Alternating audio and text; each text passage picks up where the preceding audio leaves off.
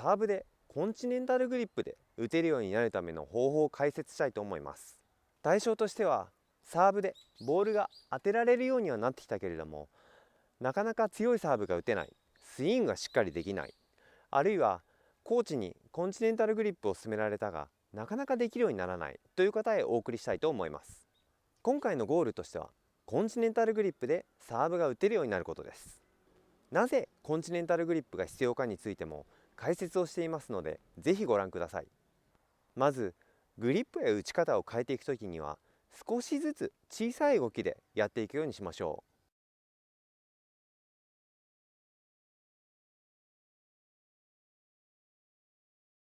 まずラケットでボールを下につく動きからやってみたいと思います。大事なことは力の入れ方、抜き方、使い方を覚えることにあります。ラケットを持ち、手首の力は軽くしておきます。そしてグリップは緩く持ちます。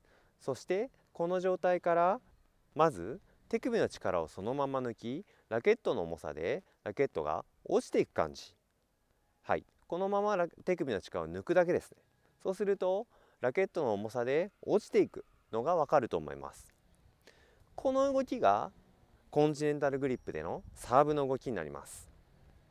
はい、イメージがついてきたらボールでやってみましょう。ボールを下についてそのままラケットを下に落とします。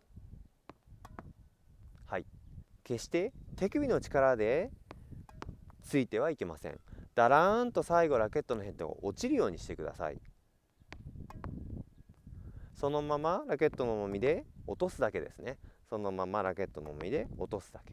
はい、この動きをまずは行い、手首の力の抜き方、ラケットの重みで動く感じ、そして面の感じ、これを覚えていくようにしましょう。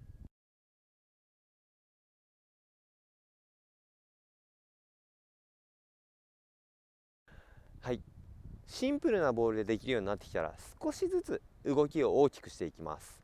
今度は肘から手首、ここの動きも意識してみましょう。少しボールを飛ばしていきます。サーブと似た構えを作り、体の横に腕を置きます。脇を少し開けて肘を上げておきます。で、肘は90度ですね。で、手首を立ててラケットの重みが肘に少しかかってくるようにしましょう。そこからそのまま肘から先力を抜いて落としていきます。はい、こういう形ですね。落としていきます。そのまままずは力を抜いて落とすだけでやってみましょう。で、ボールを少しだけ前の方に弾ませるようなイメージ、こういう形ですね。はい、ボールを少し前の方に弾ませるようなイメージでこういう動き、これを作ってみましょう。これも先ほどと同じで、ここから腕の動きでついてしまってはいけません。こういう形で腕の動きでつくのではなく、できるだけ力を抜き、ラケットの重み、腕がそのまま下がる感じ、それで打つようにしてみてください。決して強いボールである必要はありません。感覚が最も大事です。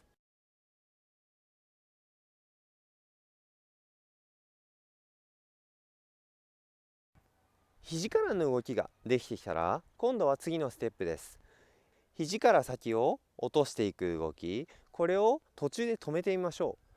ボールに当たるところで止めることによってラケットの先だけがそのままストンと落ちていく感じがあると思います。肘から先を落としていき、ボールに当たるところで止めることでラケットの重みでそのままラケットが出ていく感じ。はい、まずはボールを使わないで素振りでやってみましょう。感覚を掴んでください。ラケットの重みで振られる感じ、遠心力の感じをつかみましょう。その感覚ができてきたらボールを使っていきましょう。ノーバウンドでも構いませんし、ワンバウンドでやっても構いません。やりやすい方でやってください。肘を落としていき、そのままラケットの先が出ていく感じですね。こういう形。はい、肘から先が落ち、そのまま途中で止めることによってラケットの先が出ていく感じ。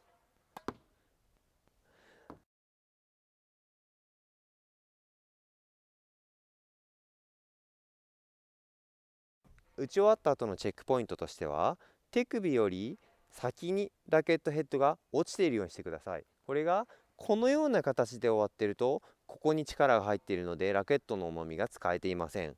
だらーんと手首はしてラケットの重みでラケットが下がっている形、これをチェックポイントとしてみてください。